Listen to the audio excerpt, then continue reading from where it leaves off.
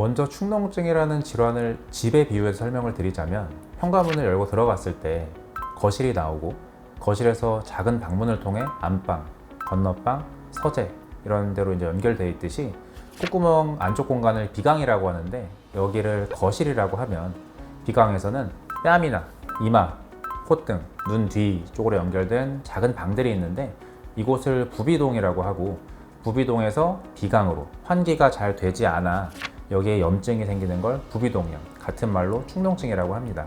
무조건 수술을 해야 하나요? 그건 아닙니다. 가장 흔한 원인은 감기를 앓고 난 후 생기는 급성 부비동염이 가장 많고, 대부분의 경우 충분한 기간 약물 치료를 시행해서 호전되는 경우가 많습니다. 그러면 언제 수술이 필요한지 궁금하실 텐데요. 첫 번째로는 충분한 약물 치료에도 호전이 없는 경우, 두 번째로 부비동 입구가 해부학적으로 좁아서 자주 급성 부비동염이 반복되는 경우, 세 번째로는 코 안에 물혹으로 인한 원인으로 이 세 가지 경우에서 부비동염이나 축농증으로 인한 누런코, 코막힘, 얼굴의 통증, 두통 등이 호전되지 않고 불편감을 지속적으로 일으킬 때 환자분과 상의해서 수술을 결정하게 됩니다. 그리고 무조건 해야 하는 경우도 있는데, 부비동염이 치아 뿌리의 염증으로 인해 발생했고 치과 치료에도 반응이 없을 때, 그리고 곰팡이가 원인인 부비동염인 경우와 임플란트를 위해서 상악동에 뼈이식이 필요한 경우인데, 기존의 축농증이 뼈이식 이후에 심해질 수 있는 가능성이 높아 보이면 임플란트 전에 이비인후과에서 수술을 진행해야 하는 경우가 있습니다. 저희 병원에서는 국소 마취와 수면 마취를 병행해서 수술을 진행하고 있고, 당일 입원해서 수술 후 당일 퇴원이 가능합니다. 가는 내시경을 코 속으로 삽입해서 고해상도 카메라를 통해 실시간으로 코안 구조를 확인합니다. 흡입기나 집게, 미세 절삭기 등으로 부비동 입구들을 다시 막히지 않게 충분히 열어주고 그 안에 있는 고름이나 물혹을 제거해 줍니다. 곰팡이가 있다면 깨끗하게 꺼내주고 마지막으로 지혈솜을 촘촘히 넣어 수술을 마무리합니다. 수술 후 관리는 수술 후 주 2회에서 3회 정도 드레싱을 하고, 수술 부위 이상 유무를 확인하면서 지혈솜을 순차적으로 제거합니다. 환자는 집에서 코 세척을 하루 2회 정도 하면서 피딱지와 염증 찌꺼기들을 잘 씻어내야 합니다. 완전히 점막이 나아지려면 어떻게 해야 하나요? 원인이나 개개인의 부비동 염증의 정도에 따라 다르지만, 짧게는 한 달에서 길게는 6개월 정도 약물 치료하면서 외래를 통한 경과 관찰이 필요합니다.